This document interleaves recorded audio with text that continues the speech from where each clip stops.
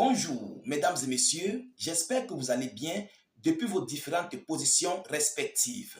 Alors, Monsieur Volodymyr Zelensky a besoin de perdre l'ensemble de ses localités et surtout l'ensemble du territoire ukrainien.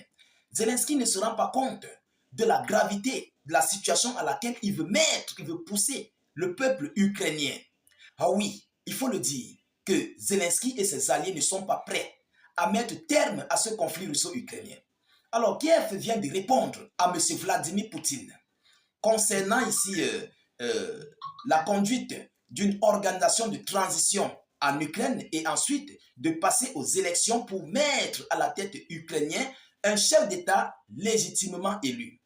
Volodymyr Zelensky et ses alliés ont donc coordonné les travaux et ils ont répondu à la Fédération de Russie. Il s'agit du porte-parole des affaires étrangères qui a répondu à M. Vladimir Poutine. Mais leur réponse en question nous montre qu'ils veulent continuer ce conflit. Ils ne sont pas prêts en fait de mettre terme à ce conflit. Mesdames, Mesdemoiselles et Messieurs, qu'est-ce qu'il dit? Qu'est-ce que l'Ukraine a dit à M. Vladimir Poutine? Il dit, je cite, Kiev répond à la suggestion de Vladimir Poutine d'installer une administration transitoire pour l'Ukraine sous l'égide de l'ONU. Telle est la proposition de Vladimir Poutine. C'est l'ONU qui doit pousser l'Ukraine à organiser une administration transitoire afin de passer aux élections et avoir à la tête de l'Ukraine un chef d'État. Vous comprenez? Donc, pour dire autrement que Volodymyr Zelensky doit partir. Alors, mesdames, mesdemoiselles et messieurs, qu'est-ce que l'Ukraine a dit? Mettez beaucoup de j'aime. Rassurez-vous de mettre des j'aime, partagez au maximum la vidéo. Abonnez-vous si vous n'êtes pas encore abonné à nos multiples canaux de réalisation. N'hésitez non plus, s'il vous plaît, de mettre vos avis en commentaire. Mettez vos avis en commentaire, c'est très important. Alors, qu'est-ce que l'Ukraine dit? L'Ukraine a répondu à la proposition de Vladimir Poutine d'installer une administration transitoire pour l'Ukraine sous l'égide de l'ONU avant toute négociation sur un accord de paix. Donc, l'Ukraine renvoie la demande de Poutine à l'ONU avec ses conditions. Ah oui, et qu'est-ce qu'ils disent? Dans un message posté sur X, M. Eori Tiki, le porte-parole du ministère des Affaires étrangères ukrainien, a proposé d'établir une administration intérimaire de l'ONU en Russie, en commençant par la ville sibérienne de Vorkuta. Qu'est-ce que cela veut dire? Ils disent qu'ils sont prêts à organiser ici une administration transitoire. Mais il faut que la ville de Vorkuta doit passer aux élections.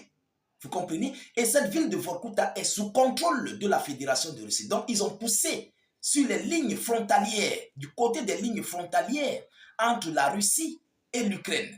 Je ne sais pas si vous comprenez la situation. Donc, nous allons passer aux élections, nous allons organiser une administration transitoire, mais il faut que ce peuple qui se trouve en frontière, là-bas, là où les Russes occupent, doivent passer aux élections ukrainiennes. Pour dire en d'autres termes que l'Ukraine veut que ces gens doivent être reconnus en tant qu'Ukrainiens. Et ce territoire doit être reconnu en tant que territoire ukrainien. Un territoire où la Russie avait reconquis il y a des années, il y a des mois. Alors, mesdames et messieurs, nous allons aller encore plus dans les profondeurs.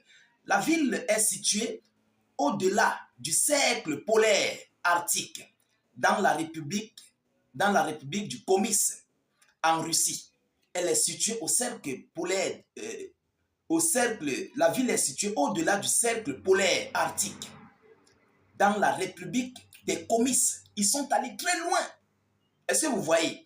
Alors, elle est connue pour ses conditions climatiques extrêmes et pour avoir abrité plusieurs camps de travail du Goulag durant l'ère soviétique. Est-ce que vous voyez où l'Ukraine veut y aller, mesdames et messieurs? C'est pour pousser l'ONU à dire à la Russie que ce territoire ne t'appartient pas. Ces gens qui sont là où vous avez occupé par force, vous devez quitter. C'est un territoire ukrainien. Et nous allons organiser les élections si cette partie du territoire doit voter en tant qu'Ukrainien et doit être reconnue en tant que territoire ukrainien. Alors, mesdames et messieurs, c'est un bras de fer. C'est une réponse féroce face à la Fédération de Russie. Il ne s'arrête pas là. Le porte-parole a estimé que les habitants bénéficieraient grandement de toute forme de gouvernance autre que celle de Vladimir Poutine, qui dépense des milliards de dollars dans sa guerre illégale contre l'Ukraine. Incroyable. Il dépense des milliards de dollars contre l'Ukraine. Mesdames, Mesdemoiselles et Messieurs, voilà la situation. Vladimir Poutine demande, exhorte une entrée de transition, mais Kiev accepte l'entrée de transition, mais exhorte à la Fédération de Russie de reconnaître les lignes frontalières de l'ère soviétique. L'ère soviétique. Même pas, on ne parle même pas de la Crimée. La Crimée est au-delà. Donc, il balaie toute la Crimée. La Crimée doit revenir aux Ukrainiens et ils s'en vont dans les lignes frontalières de l'ère soviétique. Ce qui revient à dire quoi? Même la Crimée, les Lugansk et toutes ces autres zones seront désormais à l'Ukraine et vont voter en tant qu'Ukrainiens. Est-ce que vous voyez la situation? Voilà la réponse que Kiev a envoyée à M. Vladimir Poutine. Et c'est une réponse qui conditionne en fait la Russie et pour dire à Vladimir Poutine que nous ne sommes pas prêts à organiser des élections en Ukraine. Nous allons d'abord récupérer nos territoires, nos localités qui ont été conquises par la Russie avant de procéder à l'organisation, à la réorganisation d'une administration de transitoire et puis voir sur quel terme passer aux élections du côté de l'Ukraine. Et pour le faire, il va falloir combattre. Mais est-ce que la Russie serait prête à accepter ce que l'Ukraine désire? Est-ce que les Russes vont laisser Volodymyr Zelensky faire du n'importe quoi?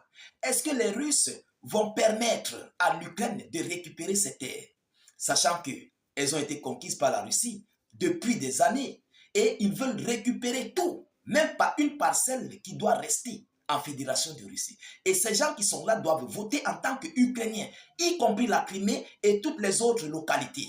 Ah oui, y compris la Crimée et toutes les autres localités doivent voter en tant qu'Ukrainiens. Incroyable. Mesdames, Mesdemoiselles et Messieurs, voilà la situation où M. Zelensky veut pousser les Ukrainiens à continuer de faire la guerre contre la Russie.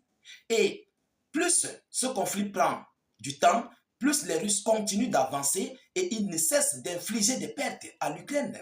Ils ne cessent de faire des destructions à l'Ukraine. Ils continuent de prendre des terres ukrainiennes. Vous savez, M. Vladimir Poutine est très stratège. Il est stratège. Les conditions qu'il positionne en fait, c'est pour retirer le clown au pouvoir. C'est pour dire à Zelensky que je ne veux pas en fait négocier avec toi. Parce que tu es un président qui n'est pas légitime au pouvoir. Nous voulons traiter avec ceux-là qui sont légitimes. Bon, dans la marmaille, dans l'organisation OTAN-Ukraine, ils ont vu comment répondre à la Fédération de Russie. Pour dire aussi à la Russie que nous ne sommes pas d'accord. Qui va donc laisser tomber la chose en premier? Voyant que l'Ukraine est perdant dans ce conflit, ils ont perdu des localités, ils continuent de perdre les terres et ils sont en train d'être pris en tenaille. Et la Russie ne fait qu'évoluer. Parce que tant que l'Ukraine durcit le ton, les Russes vont continuer d'avancer. Les Russes continueront d'y aller sur le front. Les Russes continueront d'aller. Et fin de compte, Volodymyr Zelensky va se rendre compte que Kiev est à 2 doigts de la Fédération de Russie. Et oui, à 2 doigts du front. À ce moment-là, qu'est-ce qu'il va falloir faire? Il va falloir prendre directement l'ensemble de la localité ukrainienne, l'ensemble du territoire ukrainien, je vous l'ai dit, pour mettre totalement terme à ce conflit russo-ukrainien. Ah oui, c'est de ça qu'il s'agit. Alors, mesdames, mesdemoiselles et messieurs, tant que Zelensky ne fait pas, n'organise pas une administration de transition, il n'y aura pas en fait d'accord de paix. C'est la condition de Vladimir Poutine. Et Zelensky n'est pas prêt à le faire. Donc, autrement dit, il veut continuer la guerre et il veut voir tout son territoire être englouti par la Fédération de Russie. Mesdames, Mesdemoiselles et Messieurs, c'est une situation très compliquée. C'est une situation en fait que le monde entier se pose des questions. Comment est-ce que ça va terminer? Et on ne veut plus voir ce genre de situation parce que ce sont les Ukrainiens qui ne cessent de tomber. C'est le peuple ukrainien qui est en train de se vider de l'Ukraine. Ah oui, ils partent au repos éternel. Ça continue de mettre une grosse crise au sein du territoire ukrainien. Chers dames, chers messieurs, il faut que Zelensky comprenne qu'il est temps d'aller sur la table de négociation. Si réellement il aime son peuple, s'il aime son peuple, il doit aller sur la table, accepter les conditions.